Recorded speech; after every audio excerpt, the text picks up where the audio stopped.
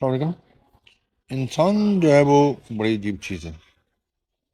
جب کچھ نہ ہو تو روتا پھرتا ہے، جب اس کو کوئی خوبی کوئی چیز آ جائے، خوبی آ جائے، کوئی اقتدار آ جائے، دولت آ جائے، تو کچھ ایسا آ جائے جو اسے دوسروں سے ممتاز کرتا ہو، دوسروں سے بہتر کرتا ہو، تو وہ غرور کا شکار ہو جاتا ہے۔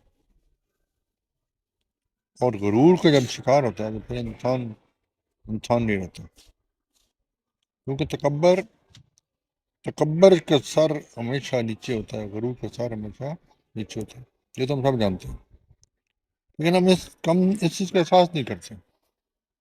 انسان خود کو دیکھے اگر تو انسان کیا ہے؟ کچھ بھی نہیں۔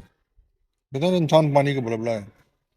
اور میں اکثر کہتا ہوں کہ انسان کی جو سانس ہوتی ہے نا، وہ بس اتنا ہی اس کے پاس ہوتا ہے کہ اگر اندر چلی جائے، باہر نہ نکلے، بندہ ختم، باہر نکل گئی ہے تو اندر واپس نہ لے سکے تب بھی مر جاتا ہے۔ لیکن یہ انسان کے اندر یہ خامی ہے، بہت بڑی خامی ہے کہ وہ جلدی تکبر غرور کا شکار ہو جاتا ہے۔ اور جو تکبر غرور جو ہوتا ہے وہ اس کو کہیں نہیں چھوڑتا، اسے وہ دنیا کو خراب کرتا ہے، لوگوں کو خراب کرتا ہے، رشتوں کو خراب کرتا ہے، خود کو خراب کرتا ہے، اور آخرت کو بھی خراب کر دیتا ہے۔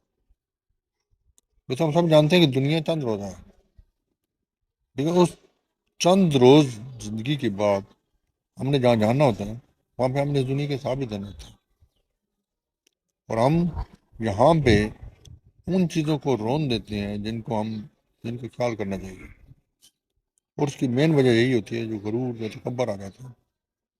اور کسی پر پیسہ زیادہ آ گیا، دولت مند ہو گیا، تو وہ دولت کی وجہ سے غرور کا شکار ہو جاتا ہے کہ میں بڑی چیز ہوں، میرے پاس دولت ہے، میں دولت سب کچھ خرید سکتا ہوں۔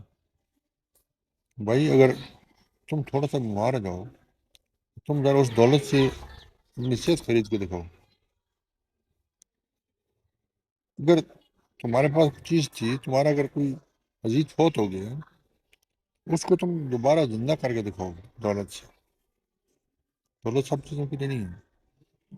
کچھ لوگ جو ہے وہ خوبصورت ہوتے ہیں، اپنی خوبصورتی کی وجہ سے وہ بہت اپنا غرور کرتے ہیں، یہ خوبصورتی ہمیشہ کے لیے ہے۔